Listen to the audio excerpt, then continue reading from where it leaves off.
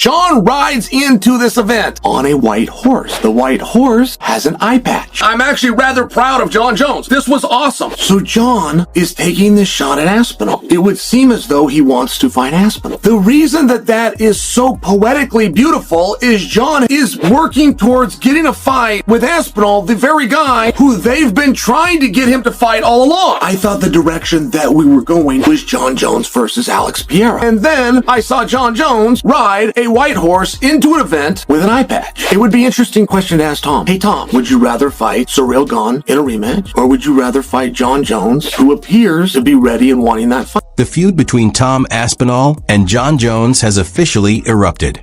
Weeks of mockery, games, and relentless disrespect have pushed Aspinall to his breaking point. What began as a straightforward no-contest fight has spiraled into one of the most bitter rivalries the UFC has seen in years. Behind the scenes, the toll is real. Tom's father has confirmed that Aspinall's vision remains blurry, and he's been shuttling in and out of treatment ever since, dealing with both the physical and emotional aftermath of the incident. It was really bad how it looks. And he said, you can't train your eyeball to be stronger. It is what it is. You've protection here and here, but he obviously got no protection because the fingers were straight in. The fight should have been stopped. He couldn't see. It was a foul. He couldn't see. Then you can't fight. You know, if he'd have got knocked out with a head kick next, then it would have been worse. I don't know. And then he said, sometimes when your eyes here like that, it can become displaced and stay there. And they did a few tests on that, and they said it doesn't seem like that. And his vision on the eye that's the best eye, his eye wasn't following properly, so the muscles weren't working strong enough to go this way. This one just wasn't working that good at all. So we've got to have additional tests further this week, and Moyes is sorting the tests out for us, and he's got to have a CT scan. A year and 3 months, 15 months total. Here's Tom Aspinall that has fought them all, that was begging to fight them all, that wanted to fight Jon Jones, that would have fought Francis Ngannou, that would have fought all of them. Here's Tom Aspinall being called a quitter. Here's Tom Aspinall having his heart questioned, having his integrity questioned. We talked about going into this fight, how obviously after everything that transpired over the past year, it would have been an absolute nightmare if he would have lost, right? The pressure, the Jones talk, all that stuff. Now, this wasn't a loss, but it's the next worst thing, because now his heart has been called into question. His integrity has been called into question. He's being called a coward, a quitter. Why? Because he got poked in the eyes. Why? Because he refused to fight blind. In some fakakta world that we live in, the guy who had a foul inflicted on him is the one getting the heat, not the one who ended the fight. Intentional or not, it's the guy who couldn't continue because he didn't show enough heart, because he was hit with an illegal foul multiple times and refused to continue. Couldn't do it. He's a quitter. He's a coward.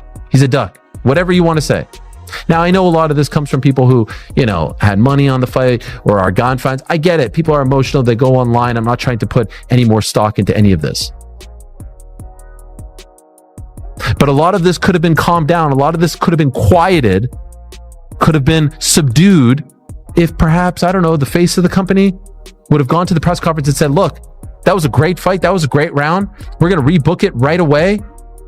But at the end of the day, you can't poke your opponent in the eye multiple times. At the end of the day, you can't do this. You can't do that. You want to block someone at range, close your fists. At the end of the day, Tom Aspinall is a fucking gangster who did everything that we've asked of him. He will live to fight another day, and we stand by him. Tom Aspinall's recovery has been grueling, both physically and mentally. Yet Jon Jones showed zero sympathy. At a live event for his dirty boxing promotion, Jones theatrically rode into the arena on a horse, sporting an eye patch and mocking Aspinall's injury in front of the crowd. He laughed, cracked jokes, and later told reporters he no longer cares about fighting Tom, turning what should have been a moment of caution and respect into public ridicule. Can't wait to see you compete at the White House. Can't wait to see it. I know. I really hope it happens. Dana, bro, please, bro. Please. I'm training. I feel great. I'm healthy. And I would be so honored to represent our country and do what I do best. Coming into this fight between the two of them, Ciryl was the underdog and Tom the most popular. With the few things we've seen into this fight, I feel like Cyril was doing pretty well. Do you feel the same? And do you feel that he's earned respect so that people would care even more when you make this fight again and the odds would be more equivalent? Yes. Yes, I agree. I think that, I said earlier, because of the Jon Jones fight, I think everybody was sleeping on Cyril Gane and sort of wrote him off. And he's right behind me. He's coming in next, so you guys can ask him how he felt. But I feel like, you know, I'm sure in his camp, he was training like a animal for this fight, and it's unfortunate that it ended the way that it did. And yes, I think that there probably will be a lot more interest in the rematch after they saw, you know, he had Tom bloodied up, and you know, Tom didn't want to continue in the fight, so the rematch is very interesting. Tom didn't want to continue in the fight. I mean, could you imagine if you're Tom Aspinall listening to that? Could you imagine? I mean, we know that no one from the UFC was with him at the hospital. We saw that on his video blog. Could you imagine how this guy must be feeling on this Monday? Everyone calling him into question, his heart into question, because he got poked in the eye multiple times. One of them knuckle deep, and his promoter is saying Tom didn't want to continue. Not Tom was fouled with an illegal strike, multiple illegal strikes. Let me ask you a question. If that happened in some alternate universe to AJ, to Anthony Joshua, what do you think Eddie Hearn is saying? Does Dana White hate Tom Aspinall? Because in the post-match press conference, he was going at his heavyweight champion like he absolutely did not like him. I mean, he had Tom bloodied up, and Tom didn't want to continue in the fight. And a key word there is didn't. He didn't say Tom Aspinall couldn't continue, insinuating that he's a quitter. I don't know if it's because Andy Aspinall's saying Tom wants to go to boxing and he'd love a big payday in boxing, but that's just Andy being a manager and a dad negotiating. I'm going to be honest, I'll give Dana the benefit of the doubt. He could have easily just misspoke. And the fact that if you do watch the YouTube that Aspinall put out, Dana White's in the locker room before wishing him all luck. I'm sure he's on good terms with Tom Aspinall and his father, because Dana White, let's be honest, if he doesn't have Tom Aspinall, he doesn't have a heavyweight division. If you saw the other heavyweight fights that were on this UFC 321 card, absolute Jon Jones isn't hiding his priorities. He's only focused on a super fight with Alex Pereira at next year's White House event. The MMA community erupted in outrage. Fans called his actions low, classless, and utterly disrespectful. For a fighter long protected by the UFC, Jones has now publicly humiliated Tom Aspinall, who is still recovering from a serious eye injury. Insiders report that Aspinall is seething behind the scenes, furious at the blatant disrespect. But I don't know who I'm mad at. Tom did not do anything wrong. Tom was poked in the eye. As a matter of fact, he was poked in both eyes.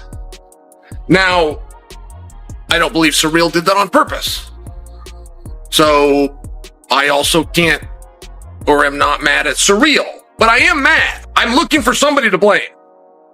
But I don't quite know who to blame. Now, before we get to that, okay, there was a pretty interesting fight going on. The story going into this fight is Tom has the power to just go knock him out.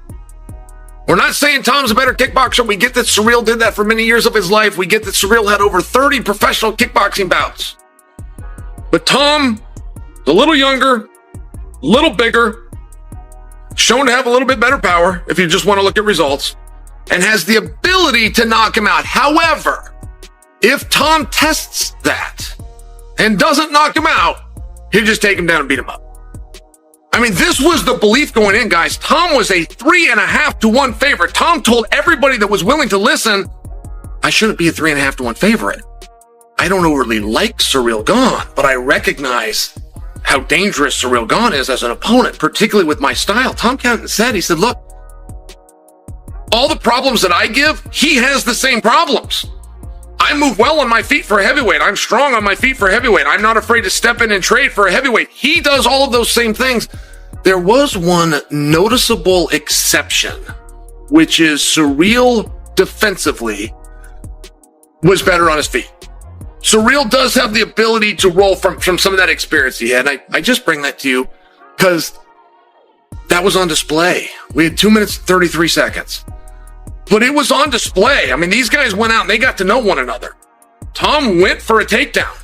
He never even attempted another takedown. What does that mean and why? Do we have enough evidence to come to the conclusion that Tom couldn't take him down, or at least that Tom believed he couldn't take him down? It's a guess.